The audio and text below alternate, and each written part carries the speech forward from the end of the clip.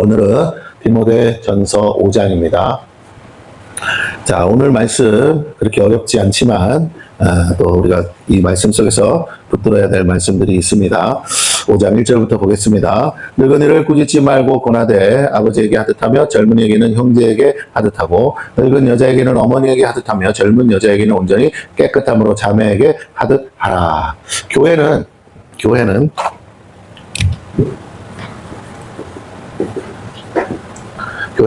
믿음의 공동체입니다. 자, 그런데 믿음의 공동체인데 남들이 모여서 가족이 됐어요. 이걸 뭐라고 하느냐? 접붙임이라고 합니다. 예수 그리스도에 예수님이 나는 포도나무에 너희는 가지라 그랬거든요. 그 예수님의 포도나무에 우리가 접붙임 된 거예요. 그래서 하나님이 그것을 뭐라고 하느냐? 우리를 양자 삼았다 그럽니다. 양자 삼았다. 우리를 구원하시고 구속하셨는데 우리를 양자로 삼으셨다. 하나님의 자녀인데 우리가 이제 양자죠. 밖에 있다가 마귀의 자식이었다가 하나님의 자식이 된 거예요. 자, 그러므로 우리가 이제 양자 되었는데 그러면 어떻게? 하나님이 우리 아버지시죠. 그래서 한 하나님 동시에 한 아버지예요. 요 개념. 이게 중요합니다. 한 하나님의 한 아버지. 그럼 어떻게 되느냐? 우리는 하나님의 가족이 되는 거죠. 그래서 예수님이 누구다? 맏아들 예수라고 했습니다. 그리고 그 나머지가 이제 우리가 되는데, 자, 하나님의 가족이 되었어요. 그러므로 우리가 서로를 향해서 어떻게? 형제와 자매가 되었습니다. 이게 중요해요. 천국에 가서도 마찬가지. 형제와 자매. 자, 교회에서는 형제님, 자매님 이렇게 불러요. 천국 가면 뭐라고 부르느냐? 그 천국에는 남자 여자 구분이 없어요. 실제로는 없는데 이제 외적으로 지상에서 남자였던 사람은 남자같이, 지상에서 여자였던 사람은 여자같이 하고 있어요. 알겠죠? 남녀 구분은 없지만 왜? 다 천사 같은 존재로 바뀐다고 했으니까. 그러니까 천국 가면 뭐가 없어요? 시집가고 장가가는 게 없다고 하셨잖아요. 그러니까 우리가 다 천사 같은 존재로 바뀌는데 이 뭐라고 하느냐? 거기서는 성도님 그런단 말이에요. 성도님, 형제님, 자매님 하지 않고 뭐라고요? 성도님 그래. 그런데 만약에 우리가 땅에서 영안이 열려서 천국을 보게 됐다. 천국에 가게 돼서 천국에 있는 천사를 만나고 성도들을 만나면 우리 보고 뭐라 하느냐? 우리는 여전히 땅에서 형제일 수도 있고 자매일 수도 있기 때문에 형제님, 자매님 이렇게 불러줘요. 이해가 되시죠? 그러나 우리가 죽어서 이제 천국 가면 뭐라고 불러준다고요? 성도님 하고 부른단 말이에요. 이게 중요해요. 자, 어쨌든 우리는 교회라는 것을 생각하셔야 돼. 교회 안에서 한 하나님을 섬기고 한 아버지를 우리가 믿고 따르는 거니까 우리가 형제와 자매가 되었다라는 겁니다. 이 가족이 되었다라는 것. 그러므로 가족이니까 가족이 같이 사는 이것이 뭐라고요? 교회는 하나님의 집이다. 또는 장막이다. 이 개념이 굉장히 중요합니다. 우리가 하나님 나라의 개념을 생각할 때 통치의 영역으로 생각할 수 있어요. 그리고 그거 동시에 하나님의 주권이 어디까지냐라는 것으로 생각할 수 있습니다. 또는 뭐 이거 법이죠, 법. 자, 그 다음에 또는 하나님의 백성들이 어느 정도 되느냐라는 개념으로 생각할 수도 있어요. 그런데 요거는 좀 큰 그림에서 그런 거고, 우리가 지금 생각해야 될 것은 실제로는 하나님 나라는 우리 입장에선 나라예요. 어마무지 커. 이해가 되시죠? 그러나 하나님 입장에서는 하나도 안 커. 이해가 되세요? 하나님 입장에서는 하나님의 나라라고 하는 나라는 정말 할 정도로 작아. 왜? 온 우주에 비하면 하나님 나라라고 딱 지어진 그 공간은 뭐라고요? 이 정도밖에 안 돼. 크신 하나님을, 잘 들으세요? 크신 하나님을 담을 수 있는 공간은 존재하지 않아요.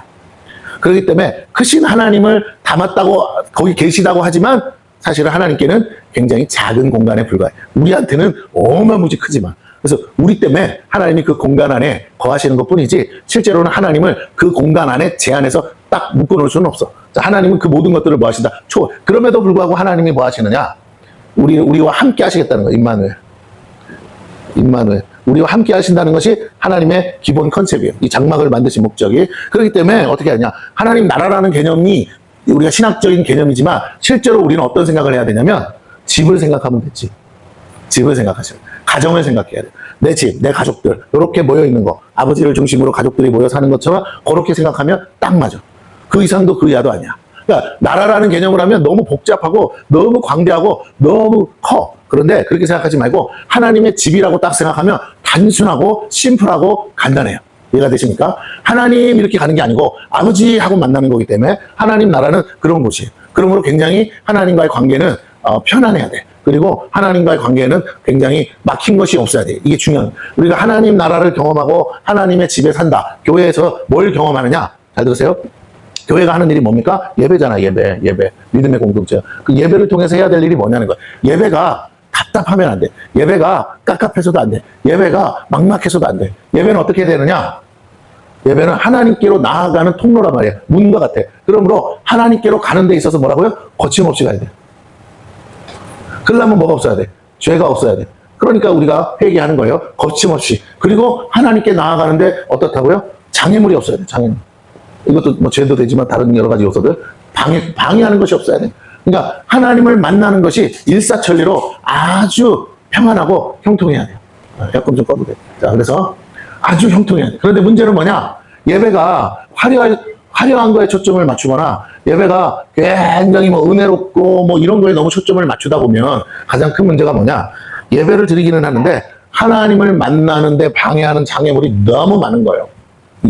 오늘날 현대 예배에 이것이 하나의 딜레마이기도 한데 예배학을 배우면 예배의 요소가 너무 많아. 순서도 많고 그러다 보면 지루하고 따분하게 될 수 있어요. 필요 없다는 건 아닌데 의미를 생각하면 좋은데 내가 하나님을 만나는 데 있어서 그것이 아주 좋은 도움이 되면 정말 좋겠죠. 근데 만약 하나님 만나는 데 있어서 그게 뭐가 된다? 장애물이 되거나 거치는 것이 되면 그것을 빼야 되겠죠. 아무리 좋은 의미로 만들었을지라도. 자, 이게 무슨 말이냐? 예배를 드린다는 건 하나님과의 만남이죠. 하나님과의 만남. 하나님과 만나야 돼. 만나는데 자꾸 뭐가 방해가 있고 거치는 게 있으면 안 되죠. 그럼 예배를 드린다는 할 때 우리는 예배를 드린다고 하는데 중요한 건 예배를 드리는데 필요한 많은 스텝들이나 많은 요소가 있잖아요. 그것이 뭘 해야 된다? 사람들이 하나님을 만나는 것이 쉽도록 해야 돼. 쉽게. 만남이 쉽도록. 거룩한 하나님을 만나는 거예요. 자, 하나님께서 하나님을 만나는데 장애물이 뭔가 봤더니 죄라는 거죠. 그래서 이걸 어떻게 했느냐? 예수 그리스도를 통해서 십자가에서 단번에 이 문제를 해결해 버렸어. 전에는 양 잡고 소 잡고 복잡했어요. 제물 드리는 것도 복잡하고. 그런데 이거 단번에 예수님으로 뭐라고 완성해서 깨끗이 없었어요. 이제 피 튀기는 죄에서 안 드려도 돼. 이제는 시끄러운 소리 안 나와도 돼. 불 안 떼도 돼. 그냥 뭐라고요? 예수님의 십자가 사건을 뭐 하기만 하면 돼? 믿기만 하면 우리는 이미 어린 양을 하나님 앞에 드린 거나 다름없어. 그러면 이제 하나님 만나는 단계가 복잡하게 뭐가 어떻게 됐다고요? 제거됐어. 그러니까 이제 하나님을 쉽게 만날 수 있어. 오죽하면 예수님의 십자가 사건으로 하나님과 우리 사이에 거룩히 구별되었던 휘장이 갈라져 버렸어. 찢어졌어. 아래에서부터 위로. 그래서 어떻게 했다고요? 이게 더 이상 그 휘장은 존재하지 않는 날. 뭐 언제든지 뭐 할 수 있다? 하나님을 만날 수 있다. 어떻게 만난다? 성령으로. 그게 초대교회 마가다락방의 사건입니다. 성령을 통해서 언제든지 만날 수 있어요.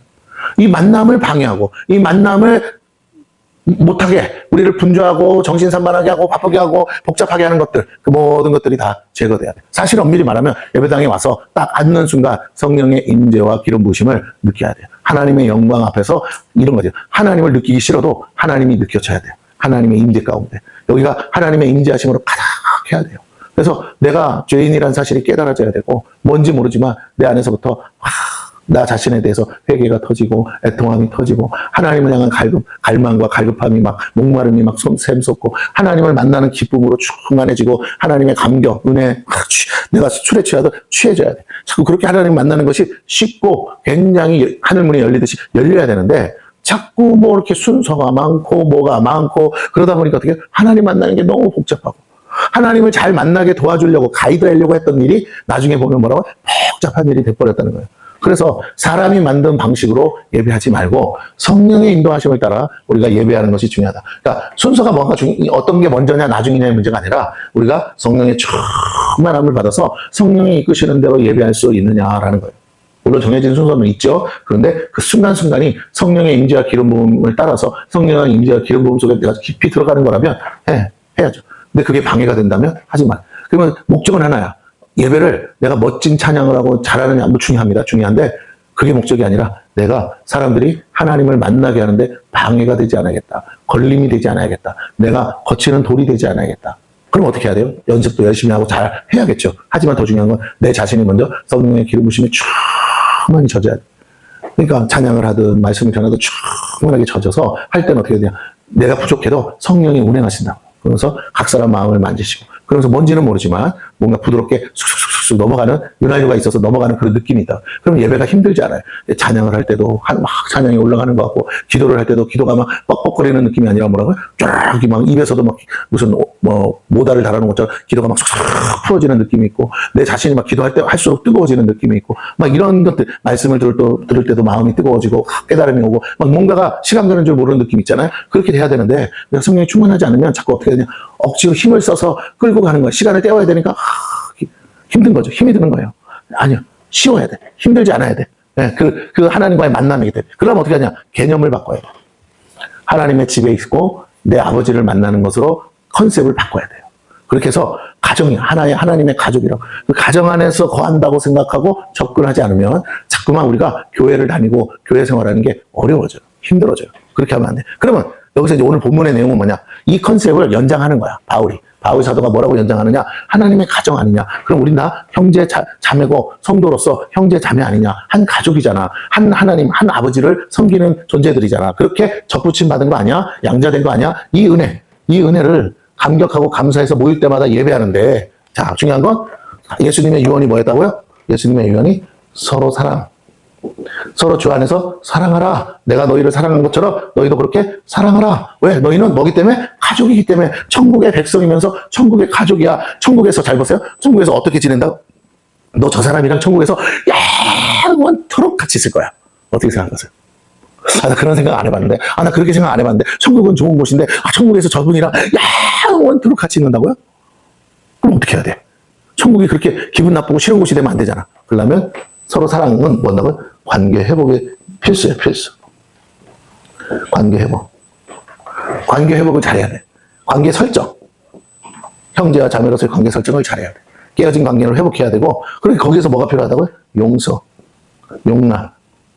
끊임없이 나오는 거예요. 이거 안 되면 하나님도 너를 용서하지 않는다고 그랬어. 우리가 기도할 때도 중요한 건 내 안에 누군가를 향한 미움, 누군가를 향한 불편함, 이런 것들 빨리 해결해야 돼요. 내 속에서 빼내야 돼. 마귀가 주는 거기 때문에. 이유 불문이야. 저 사람이 나한테 해코지했고 잘못됐고 이런 소리 했는데 다 필요 없어. 거기에 내가 왜 반응할까라는 중요한 거야. 그거에 내가 왜 긁히지? 그럴 수도 있어. 근데 내가 왜 마음이 불편하고 섭섭하고 내가 왜 화가 나고 내가 왜 긁혀? 그 사람이 그런다고 해서 내가 그런 사람 아니잖아. 이해가 되세요? 하나님이 나보고 너는 참 이쁘다 그러면 그게 진짜야. 하나님 말씀이 진짜라고. 나는 진리를 믿는 사람이야. 나는 진리를 따르는 사람이라고. 사람들이 나에 대해서 뭐라고 하는 건 중요하지가 않아요. 하나님이 나한테 이렇다 그러면 그런 거야. 너는 내 자녀고 내 어여쁜 자다 그러면 그런 거예요. 내가 너를 사랑한다 그러면 그거 맞는 거야. 나는 사랑받을 만한 사람이고 사랑받고 있어. 그런데 저 사람이 나한테 사랑을 주든 말든, 나를 이뻐해 주든 말든, 나를 좋게 보든 말든, 그게 뭔 상관이야? 근데 왜 내가 거기에 걸려? 아유, 못생겨가지고. 네 눈에 못생기 보일지 모르지만 나는 전혀 내가 못생겼다고 생각 안 한다고. 그런데 왜 내가 그 말에 왜 긁혀? 내가 못생겨 보여요? 이렇게 그렇게 생각하는 거야. 저를 그렇게 보세요? 이렇게 하면서 이제가 되시겠지. 지금 무슨 말인지. 자존감이 낮아지면 어떻게 되느냐? 다 긁혀. 사람들이 하는 말이 다 긁혀. 하나에서 10가지가 다 마음을 불편하게 해. 왜 저런 소리를 하지? 왜 나한테 그러지? 그걸 나름 좋게 생각하면 내가 뭘 실수를 했지, 뭔 잘못을 했지, 그렇게 생각해서 반성하고 고치는 사람도 있겠죠. 근데 그거는 1차원적인 거야. 더 깊이 들어가면 내가 왜 그 말의 내가 왜 거기에, 그리고 거기에 대한 반응을 어떻게 하냐, 막 화를 내고 분노한다? 그것도 1차원적이라는 거야. 그럴 필요가 없어. 그 사람이 자기 입으로 그런 소리를 하든지 말든지, 상대방이 듣기 싫은 말을 아주 뻐적뻐적 한다고 그래서 괜찮아. 누군가한테는 불편한 관계가 될 거예요. 근데 나는 한 차원 높은 차원으로 가는 거야. 뭐라고? 당신이 하는 말이 다 진실이 아니고 다 진짜가 아니에요. 당신이 그런다고 내가 그런 사람도 아니고, 당신이 그렇다고 해서 다 그런 것도 아니에요. 그러므로 내가 믿는 건 당신의 말이 아니고 뭐예요? 나는 하나님을 믿어. 하나님의 말씀만을 진리로 믿어. 근데 그 하나님의 말씀 안에서 내가 잘못된 건 잘못된 거야. 하나님 말씀 안에서 내가 잘하고 있는 건 잘하고 있는 거야. 그러니까 나의 판단 기준은 당신에게 있잖아. 나도 다른 사람을 판단하지 않지만 다른 사람이 나를 판단하는 거에 나는 연연하지 않아요. 예를 들면 요새 연예인들이 유튜브 하다 악플 달리면 막 괴로워하는데, 어느 시간이 지나면 도가 통한 사람은 그 악플에 대해서 연연하지 않아. 그리고 굳이 찾아보지도 않아. 그리고 굳이 그것을 통해서 막 상처받지도 않아. 왜? 그 사람들은 늘 어디 가나 똑같아. 그런 악플을 다는 사람은 악플 달라고 사는 사람처럼 살아. 신경 쓸 필요가 없어. 오늘 우리가 해야 될 일은 그 악플이 사실이라면 조심해야죠. 그죠? 그 악플이 진실이라면 우리는 우리 자신을 다시 돌아봐야지. 그게 진실이 아닐 때는 뭐라고? 물론 그것이 일파만파 돼가지고 내 주변의 모든 사람이 그걸 믿어서 그래서 모든 사람이 나한테 불이익을 준다? 그럴지라도 그 신경 쓰 주님 하나님이 우리를 보고 계신다고 믿으면 그 자체에 대해서 내가 해명할 필요가 있을 때는 해명해도 돼. 그러나 엄밀히 말하면 진실은 반드시 뭐라고요? 드러나게 돼 있어요. 그래서 어떻게 하라? 하나님께 맡기라는 거야. 하나님이 드러내시게끔. 하나님이 그 사람들을 부끄럽게 만드시도록 너는 가만히 있어. 내가 너의 하나님 됨을 보라. 너는 내게 기도하고 내게 맡겨라. 그리고 너는 네 할 일 묵묵하게. 설령 억울한 일 당할 수 있어. 피해 볼 수 있어. 내가 잘못해서 당하는 건 당연한 거예요. 그러나 내가 잘못 안 했는데도 당할 땐 하나님께 맡겨. 하나님이 갚아주실 거야. 하나님이 해결해 주실 거야. 그 믿음으로 자유하는 거예요. 그런데 어떻게 교회 안에서도 그렇게 관계를 회복하고 관계 설정을 해서 서로 사랑할 수 있는 관계를 만들어가는데 집중하라는 거예요. 왜? 하나님은 형제가 연합하여 동거하는 것을 그냥 아름답게 보셔. 보기에 심히 좋아하셔. 그럼 우리가 뭐 해야 된다고요? 서로 용서하고 용납하고 사랑하는데 집중. 저 사람이 나한테 험한 말 한다고 그래서 미워하지 말고. 왜? 내가 자유하니까. 저 사람이 뭐라고 막 판단하고 빈정거리는 말하고 조롱하는 말 할지라도 어쩌다가 뭐 때문에 저럴까? 심지가 왜 틀어졌을까? 그냥 그렇게 이해하는 거예요. 왜? 내가 그러지 않았으니까. 내가 그렇게 안 살았으니까. 내가 그렇게 살았다면 회개해야죠. 그러나 내가 그런 게 내가 남한테 상처 줄 짓을 했다면 회개해야죠. 그러나 그게 아니라면 어쩌다가 뭔 일이 있어 저렇게 심사가 다 뒤틀려가지고 오늘은 와가지고는 하는 말마다 저렇게 모양새 빠지는 소리만 자꾸 하고 있는가.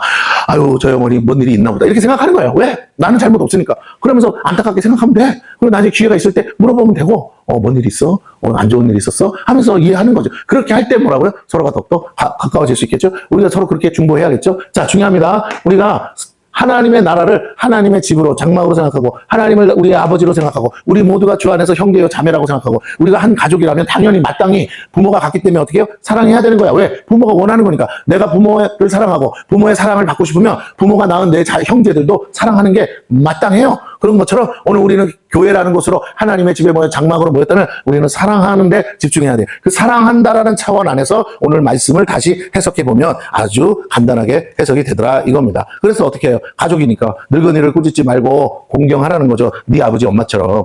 그 다음에 젊은이에게 형제에게 하듯하라. 그래 아버지에게 하듯하며 형제에게 하듯하라는 말이 뭐라고요?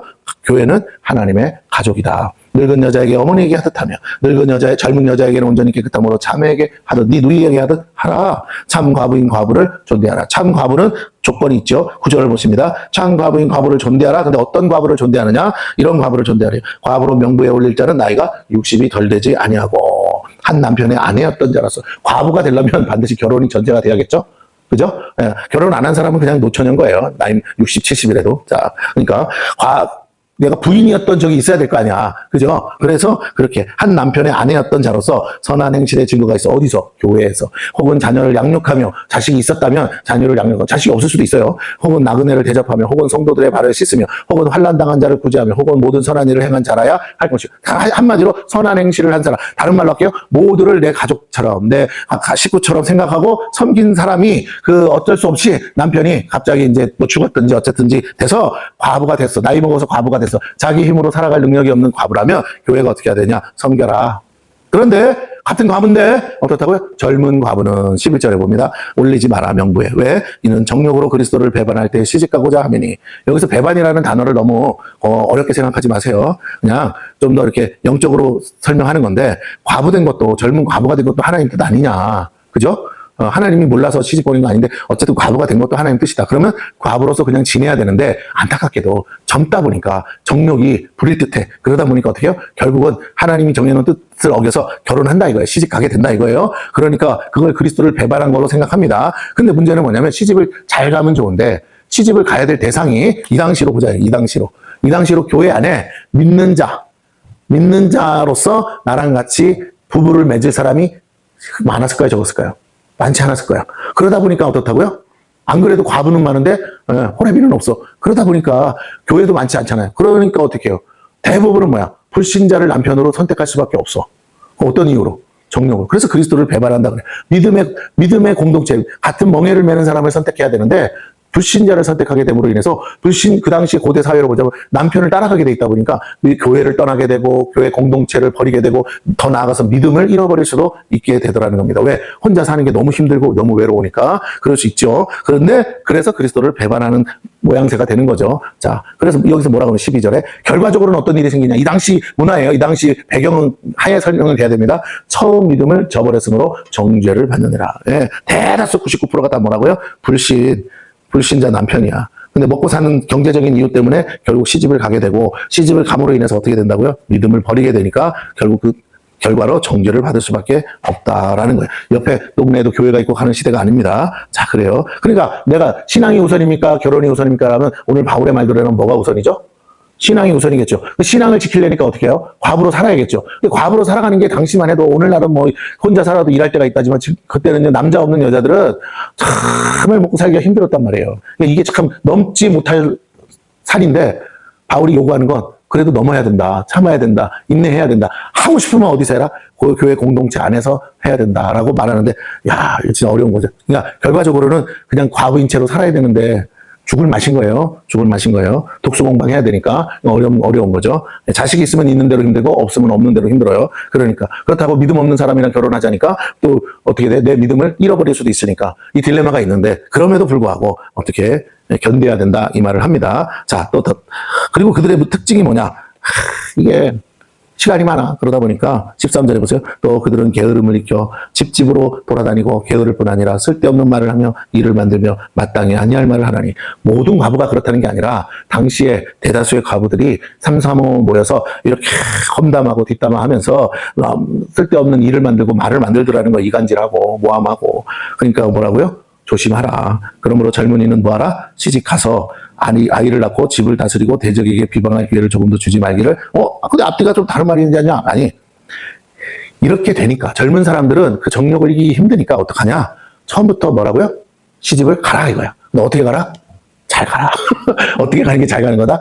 믿음의 사람을 만나서 가는 게 제일 잘 가는 거다. 그러니까 이게 진짜 어려운 문제인데 이거 그럼 어떻게 해야 돼? 어떻게 해결할 수 있냐? 여러분 다 들으세요? 기도밖에 없다. 기도해야 된다. 그리고 열심히 전도하고 있으니까 하나님이 짝지어줄 사람이 반드시 나타날 건데 하나님 나를 도와주셔서 이 상황 속에서 내가 가만히 있고 싶은데도 이 불신 남자들이 뭐라고요? 찝쩍거립니다. 하나님 어떻게 해요? 나는 믿음 없는 사람이라고 만나기 싫은데 어떻게 해요? 기도해야 돼. 그래서 그 사람 만나야 돼. 이거는 그냥 대충 넘어갈 수 있는 문제가 아니더라는 거예요. 내가 아무리 견디려고 해도 주변이 가만히 두지 않기 때문에 그래요. 그래서 15절에 이미 사탄에게 그래서 돌아간 자들도 있도다. 그래요. 사탄에게 돌아갔다는 건 도저히 견디기가 너무 힘드니까 뭐라고요? 그냥 다 포기하고 사탄에게 돌아갔다는 교회를 떠났단 말이에요. 그러니까 세상 사람들처럼 그냥 혼자 살기 너무 외롭고 힘드니까 결국은 세상 남자 만나서 그냥 가버리는구나. 예. 그 바울이 이런 일들이 교회 안에 비일비재하게 많았어. 왜?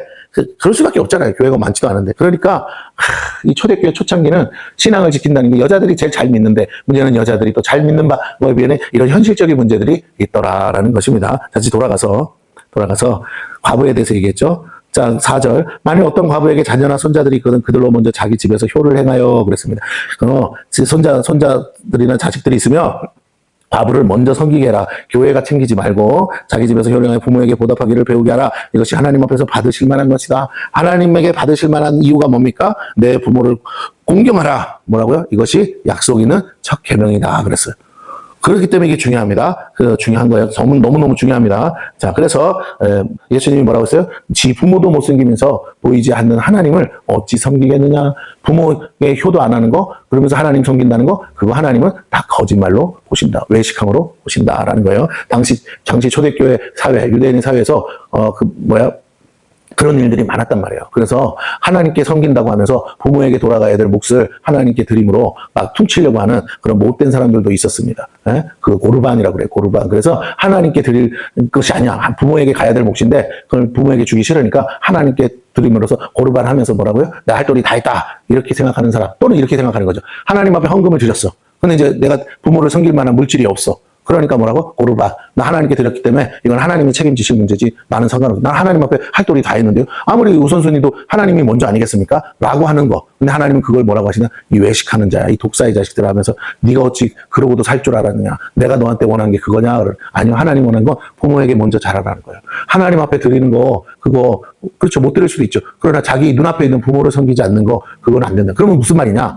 내 눈앞에 있는 날 낳아준 육신의 부모를 섬기는 걸 하나님은 당신 영의 하나님, 영의 아버지이신 하나님을 섬기는 거랑 쌤쌤이 똑같이 생각하신다는 거예요. 그럼 또 이걸 가지고 이 못된 사람은 그러면 우리 부모님한테 잘하면 하나님한테는 아무것도 안 해도 되겠네요? 있다고 생각을 한다고. 그런 게 아니에요. 이것도 하고 이것도 하는데 사정에 따라서 우선순위가 있을 수 있다. 그런데 하나님은 뭐라고 하냐? 그 우선순위에서 하나님보다 육신의 부모에게 먼저 잘하는 것에 포커스를 두고 있다는 겁니다. 굉장히 중요한 거죠. 부모에게 효도하는 거, 하나님이 우선순위인 건 맞아요. 그러나 부모에게 효도하는 거, 그냥 그거를 하나님께 한 것으로 퉁치려고 하거나 가볍게 넘기려고 해서는 안 된다라고 하신다는 겁니다. 그럼 부모에게 효도하는 걸 뭐처럼 생각하신다? 우리가 하나님을 섬기는 걸 뭐라고 합니까? 예배라고 하죠. 그럼 부모에게도 잘하는 효도, 그걸 뭘로 판단하신다? 하나님은 당신에게 하는 예배로 평가하신다는 거예요. 그러니까 부모에게 효도하는 거 잘해야 돼요. 지금 지나고 보면 다 후회할 만한 일이지만 내가 하나님께는 잘하려고 애쓴다고 하면서 정작 우리 부모에게는 내가 효도를 못했네. 예, 죽은 다음에 후회하면 뭐겠어요? 세상 사람은 다 죽은 다음에 후회해. 그래놓고는 제사를 지낸대. 그죠? 조상신이라고 하면서 뭐라고요? 조상들 뭐라고 제사를 지내잖아. 그죠? 그러니까 부모 공경은 하나님 섬기는 거랑 삐까삐까야. 세상 사람조차도. 예, 신으로 모신다니까, 조상신으로. 그러면 그 제사 잘 지내야 뭐라고요? 복 준다고 믿으니까. 그래서 오늘 살아있을 때 부모에게 잘하는 게 뭐라고요? 하나님 앞에 예배하는 거랑 똑같다 이거예요. 하나님은 그렇게 생각하신다는 겁니다. 귀신도 그렇게 여겨주는데 하물며 하나님이시여 그 계명을 주신 분이 하나님인데 왜 그렇게 생각 안 하겠습니까? 그렇죠? 자, 그 다음에 창과부로서 외로운 자는 하나님께 소망을 두어 주야로 항상 간구와 기도를 하거니와. 근데 우리가 부모에게 상처받은 사람들은 하나님을 아버지로 섬기는 게 불편하다고 해요. 아버지와의 관계에 상처와 트라우마가 있는 사람들은 하나님을 아버지라고 부르는 것 자체도 되게 힘들어 하거든요. 그것처럼 자녀들이 부모를 잘 섬기는 것뿐만 아니라 부모도 자녀들을 잘 양육해야만 그들이 나중에 커서 뭐라고요? 하나님에 대한 이미지가 좋게 남아서 하나님은 정말 내 아버지로 생각하고 온전히 예배할 수 있게 된다는 겁니다. 예배는 종교 행사가 아니에요. 실제로 살아계신 하나님을 내 아버지로서 만나는 가족 모임이에요. 가족 모임, 영적 가족 모임. 그런 생각을 머릿속에 두고 있어야 됩니다. 자, 그래서 근데 과부로서 외로운 자는 하나님께 소망을 두어 주야로 항상 간구와 기도를 해야죠. 그렇게 또 합니다. 그러나 향락을 좋아하는 자는 살았으나 죽었다. 그렇게 얘기하는 거예요. 이게 뭐라고요? 늙은 과부는 뭐라고요? 뭐 향락이고 뭐고 간에 뭐 다 그렇다는 건 아닌데 늙어도 향락은 좋아할 수 있지만 어쨌든 대부분은 외로울 때 하나님께 소망을 두죠. 왜? 어차피 나이 먹어서 과부 됐으니까 시집갈 수도 없는 거잖아. 그런데 젊은 과부들은 뭐라고요? 아직도 젊어요. 그러다 보니까 향락을 좋아해. 그러니까 어떻게 됐다고요? 결국은 세상 남자 만나서 믿음을 저버리고 교회를 떠날 수밖에 없게 되니까 사탄에게로 가게 되죠. 그러니까 살았다 하나 죽은 자 하나 다를 바 없다. 왜? 항상 마귀에게 틈을 탈 기회를 주고 있지 않느냐라는 거예요. 7절 내가 또한 이것을 명하여 그들로 뭐라고? 책망받을 것이 없게 하라. 우리가 하나님의 가족임을 잊지 마시고 마귀가 제일 먼저 와서 한 게 뭐예요? 가족관계, 남자와 여자의 관계를 깨트려버렸잖아요. 오늘 우리가 이 부분을 중요하게 생각하면 마귀가 틈을 탈 수 있는 기회를 주면 안 됩니다. 8절 누구든지 자기 친족, 이거 같이 읽어요. 시작. 누구든지 자기 친족, 특히 자기 가족을 돌보지 아니하면 믿음을 배반한 자요 불신자보다 더 악한 자니라. 이런 거 별표를 쳐놔야 돼요. 단순한 효도 차원을 넘어가야 뭐라고요? 자기 가족을 돌보지, 자기 친족, 특히 자기 가족을 돌보지 않으면 뭐라고? 부모님만 섬기는 건 말고 형제들까지 다 포함하는 거죠. 가족을 돌보지 않으면, 또 부모가 자녀들을 돌보지 않으면 믿음을 배반한 거예요. 왜? 하나님이 주신 거라서. 하나님이 주셨다고 생각 안 하니까 버릴 수 있죠. 하나님이 주셨다고 생각 안 하니까 함부로 할 수 있죠. 그런데 하나님이 주셨다고 생각하면 안 되죠.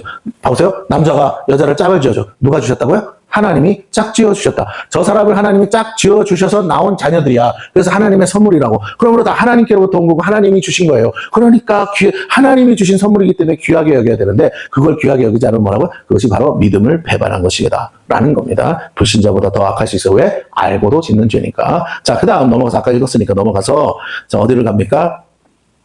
16절입니다. 만일 믿는 여자에게 과부 친척이 있거든 자기가 도와주고 교회가 짐지지 않게 하라. 가능하면 교회가 공동체가 전체적으로 진짜 참 과부들을 돌아보고 도와줘야죠. 그러나 자식도 없고 힘들잖아요. 그런데 만약 거기에 얘가 친척이 있어, 믿는 사람들이 있다면 어떡하냐? 니들이 먼저 그것을 챙겨야 된다. 교회가 거기까지 짐지게 하면 안 된다라는 거죠. 이는 참 과부를 도와주게 하려 함이라. 왜? 교회가 하면 공개적으로 알려지니까 그렇게 하지 말고 그들의 자존심도 생각해야 돼서 가족이 도와주는 게 가장 불편하지 않고 부담되지 않는 거니까 그렇게 하는 게 옳다라는 거예요. 그러나 실상 현실은 그게 넉넉지 않아. 그렇기 때문에 교회에서 이제 과부들을 공개했다는 것을 말하고 있습니다. 자, 그러면서 이제 더 나아가서 그 중에 이 하나님의 가족인 교회를 다스리는 데 있어서 세워진 지도자들이 있겠죠. 잘 다스리는 장로들. 이 당시 장로는 장로도 있지만 목회자들도 포함됩니다. 잘 다스리는 장로들은 배나 존경할 줄 알되. 그런데 뭐라고요? 그 중에 목사를 장로라고 하거든요. 그 목사는 특징, 다른 장로와 다른 점이 뭐예요? 말씀과 가르침에 수고하는 자로 딱 꼽힌 거예요. 이들에게는 더욱 그리해야 된다라고 지금 말하고 있습니다. 그러니까 배나 존경하는데 또 거기다가 더해서 말씀을 전하는 목회자들에 대해서는 더더욱 존경하고 잘 따라가야 된다. 그게 하나님이 만드신 질서다. 왜? 그러니까 아버지는 하나님이지만 예수님이 맞이에요. 그 예수님을 따라서 교회를 섬기는 그 교회의 맞이 역할을 하는 게 목사거든. 그러니까 같이 존경하고 따라가는 것이 형제가 연합하여 동거하는 것이고, 그럴 때 하나님은 어떻게 하신다? 그 교회를 축복하신다라는 거죠. 18절에 봅니다. 성경에 일렀으되 곡식을 밟았더는 소의 입에 망을 씌우지 말라 하였고, 또 일꾼이 그 삭슬 받는 것을 마땅하다 하였느니라. 이게 무슨 말하는 거예요? 아까 말한 말씀과 가르침에 수고하는 이들, 그 목회자들, 그들을 이 일에 전념하는데, 그러면 어떻게 해야 돼? 교회가 책임져라. 그들의 사례비를 챙겨서 그들이 생계 문제로 고민하지 않게 해라. 그래서 하나님의 말씀을 부지런히 연구하고 가르치기도 바쁘고 기도하기도 바쁜데 먹고 사는 걱정 때문에 염려하다가 하나님의 일을 놓아서야 되겠느냐 이 말이에요. 그리고 19절 장로에 대한 고발은 드세 증인이 없으면 받지 말것이요. 교회가 공동체가 세운 장로들을 믿고 따라야 되는데 누가 와서 몇 마디 했다고 해서 그것 때문에 막 고소고발이 난무하면 안 된다. 반드시 물증이 있어야 되고 두세 증인이 있을 때만 해야 된다. 신중해야 된다 이 말이죠. 20절. 그러니까 다른 말하면 우리 교회 성도들끼리 우리는 뭐라고 서로 믿어야죠. 어느 정도. 20절. 범죄한 자들을 모든 사람 앞에서 꾸짖어 나머지 사람들로 두려워하게 하라. 자, 이게 교회 치리하는 것을 말합니다. 하나님의 가정이지만 누군가가 어른 행세를 해야겠죠. 예, 부모님이 다 돌아가시면 마지가 어른 노릇하듯이 그렇게 하라는 거예요. 그래서 이름이 장로인 거예요. 장로, 어른이죠. 21절 하나님과 그리스도 예수와 택하심을 받은 천사들 앞에서 내가 엄히 명하노니 바울이 강조합니다. 너는 편견이 없이 이것들을 지켜 아무 일도 불공평하게 하지 말며 그랬어요. 이게 지금 누구한테 하는 말이에요? 디모데.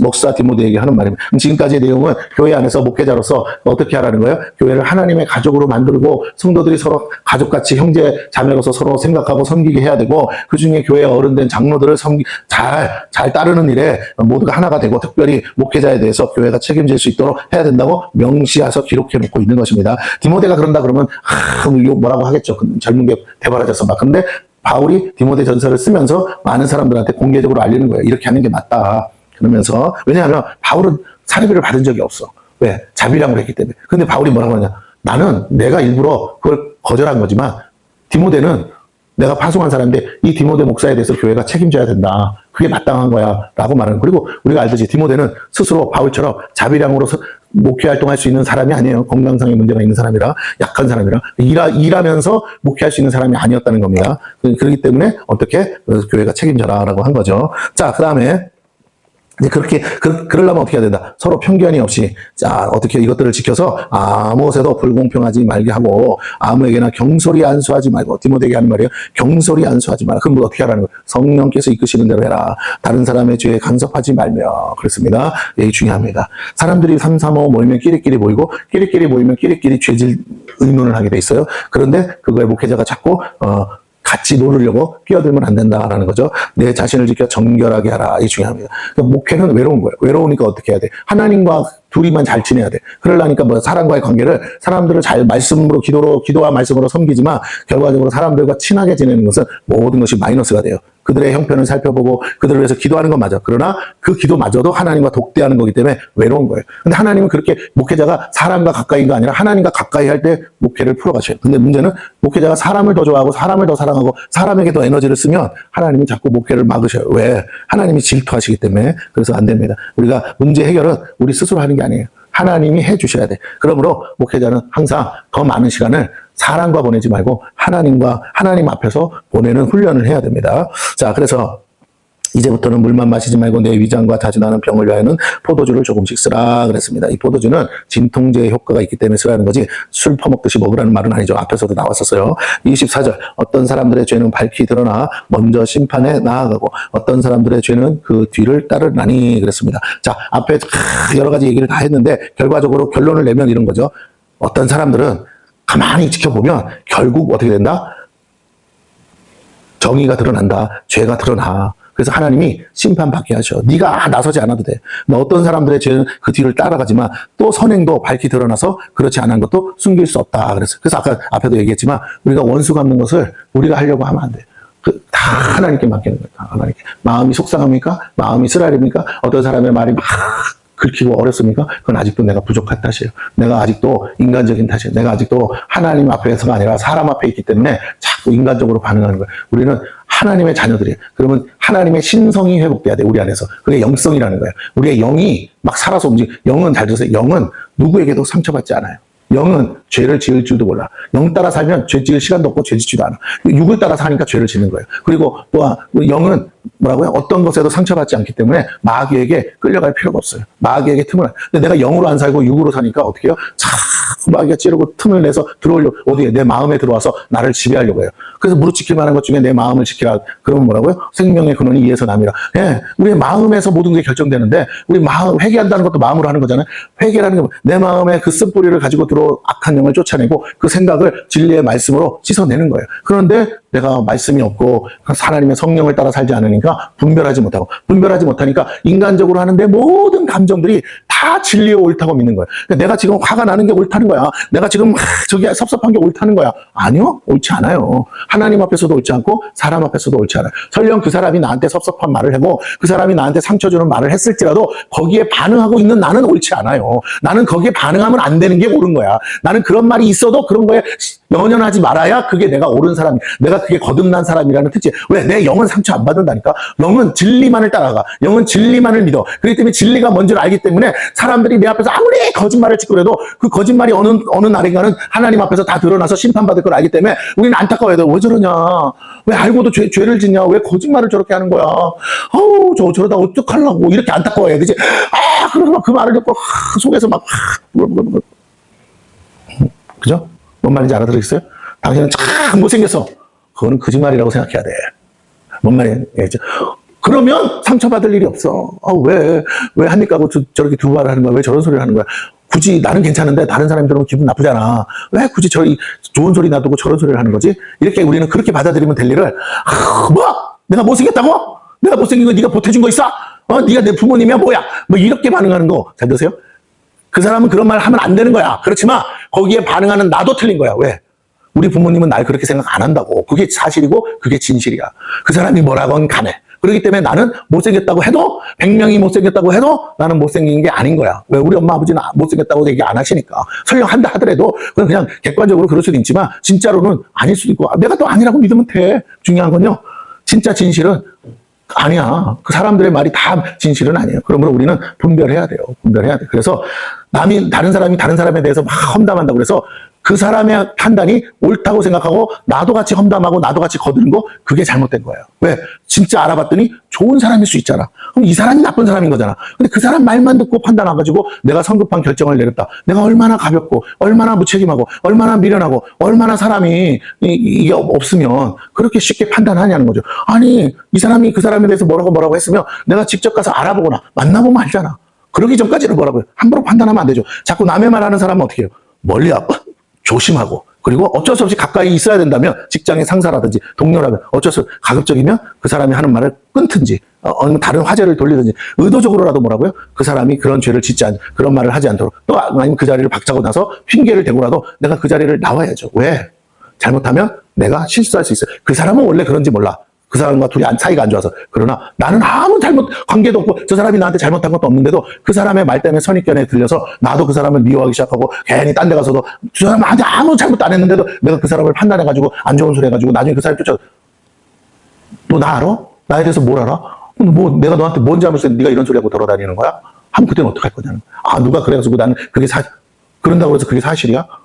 너 왜 그래? 뭐 이렇게 되면 말한 사람보다 그걸 듣고 믿은 내가 더 바보가 되고 멍청한 사람이 되는. 그리고 불이익을 당하고 손해를 봐요. 요즘은 다 고소 고발로 들어가. 명예훼손으로. 그래서 안 돼. 허위사실 유포로 걸리고. 그러므로 여러분 다시 한번 부탁을, 우리가 실수하지 않으려면 사람이 신중해야 되고, 신중하려면 판단의 기준이 있어야 되고. 무슨 판단? 하나님 보실 때 하나님은 어떤 걸 좋아하시는가, 하나님은 어떤 걸 원하시는가. 내가 하나님의 사람이라면 정말 세상의 마귀들이 드글드글하면서 나를 넘어뜨리려고 온갖 사람들을 통해서 나한테 유혹하고 미혹할 때 나는 어떻게 반응하는 것이 옳은가 생각해 봐야 될 줄로 믿습니다. 우리가 이 영적 분별력을 잃어버리면요, 하나님의 가정을, 결국은 오늘 뭐라고 이렇게 나오잖아요. 처음 믿음을 저버렸으므로 정죄를 받느니라. 향락을 좋아하는 자는 살았으나 죽은 자니라. 자기 가족을 돌보지 않는 것은 믿음을 배반한 거요, 불신자보다 더 악한 것이다 라고 해요. 그들은 게으름을 일으켜 집집으로 돌아다니고 게으를 뿐 아니라 쓸데없는 말을 하고 일을 만들고 마땅히 아니할 말을 한다 그랬습니다. 그래서 어떻게 해요? 이미 사탄에게 돌아간 자들도 있도다. 교회를 다니지만요, 결국에 사탄에게 돌아가는 사람들이 교회 안에 있다라는 걸 우리가, 내가 그 사람 되지 않으려면 내 믿음 내가 잘 지켜야 될 줄로 믿습니다. 때가 되면 하나님이 다 밝히세요. 내가 애써 그렇게 정죄하고 판단하지 않아도 하나님이, 내가 나 자신만 잘 지키면 나머지는 하나님이 하세요. 그래서 오늘 본문 말씀에도 뭐라고 한다고요? 다른 사람의 죄에 간섭하지 말고 네 자신을 지켜 정결하게 하라 그랬어요. 이게 너무너무 중요해요. 신앙생활하면서 교회 생활하면서 저도 늘 당하는 사단의 수가 이거예요. 다른 사람의 죄, 옳다 그르라 이렇게 간섭하지 말고 다 하나님이 밝힐 거니까 너 자신이나, 네가 볼 때 죄라고 생각하면 아 이거 저 사람 저건 아닌 것 같다면 너 자신을 지켜서 정결하게, 그리고 뭐라고요? 그 상황에서 빨리 도망쳐 나와. 왜 앉아가지고는 같이 죄를 짓고 앉아있어? 아무 말 안 했는데요? 그래도 공범 됩니다. 우리가 조심해야 됩니다.